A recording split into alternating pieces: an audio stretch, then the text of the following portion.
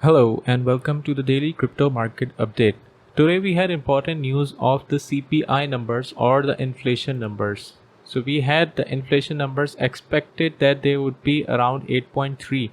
While most of the market priced in already for lower CPI numbers, they were expecting that the CPI numbers would be lower than 8.3, which meant that the markets would rally today. But the CPI numbers came out 8.6. That is the highest in 30 to 40 years in the United States history, and that is why the markets are tanking today.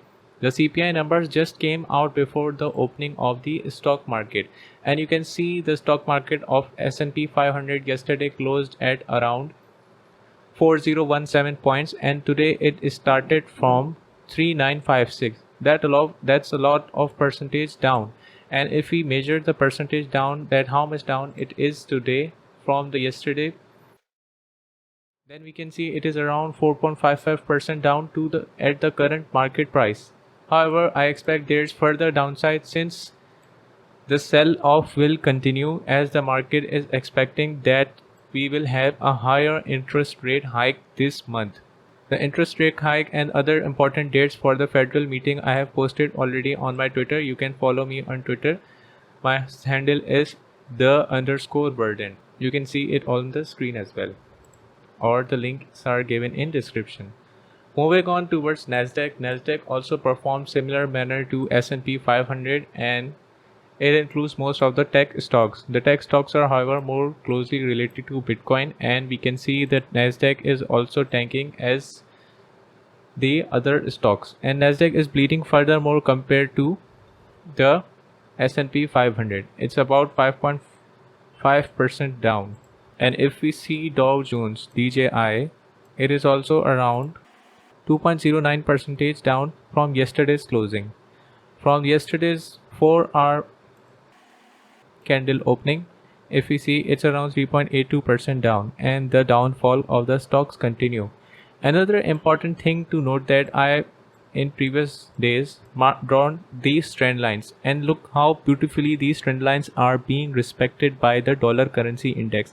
First, the trend line went all the way down to the bottom, which I already marked as the strong support. If you can see on the daily time frame, the strong support is marked here, and even if on the weekly time frame, this support is being respected by the dollar currency strength index.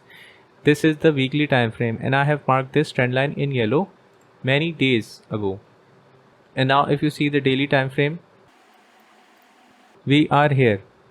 As the dollar currency index made its new all-time high for couple of years or decades, you can say, it's about 104.977 and returned back to this trend line, that is the weekly resistance trend line or the weekly support trend line. Then it bounced back off this trend line very beautifully, and now it's heading up towards what I expect would be about 105 or even 107.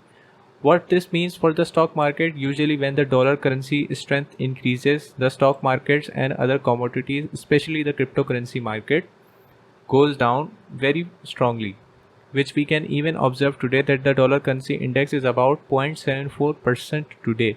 That's a huge percent for a currency. And if we observe it against the crypto market and even the stocks, you can see that they are tanking really hard. Moving on towards the Bitcoin chart. We have drawn these trend lines yesterday, and Bitcoin was very beautifully observing and respecting these trend lines. But however, as soon as the CPI rates news came out, Bitcoin just broke this support trend line and went down straight to the value of 29,222 in the USDT pair on Binance. However, it bounced back temporarily, which I still think that the bounce is temporary and we can continue further downside, as we have seen the bullishness in the chart of dollar currency index. Similarly, I moved on the same scenario which I was expecting for quite a while, and this scenario is still in play, that we have a CME gap at 35,000 for Bitcoin. This is specifically for Bitcoin, not the stock market. I expect a relief rally in a very near future for the Bitcoin, as the market is most probably pricing the 75-point rate hike in the interest rate before the Fed meeting. And if the Fed increases interest rate lower than 75 basis points, then we can see a quick rally up to 35,000 after breaking the resistance of 32,200, and then we can re-enter this demand area, or even a stronger demand area which I have marked for quite a while is between 23,000 to 21,000. That is what my provision for Bitcoin price action is, and most probably we have a more positive response towards the chart that is going upside temporarily, and then we can see the market tank as we are still in the bear market, and the bear market currently is intensifying. There is no good news from on the macro scale if we consider the quantitative tightening and the wars going on, and still there are countries which are suffering from the wheat crisis and other supply shortage issues.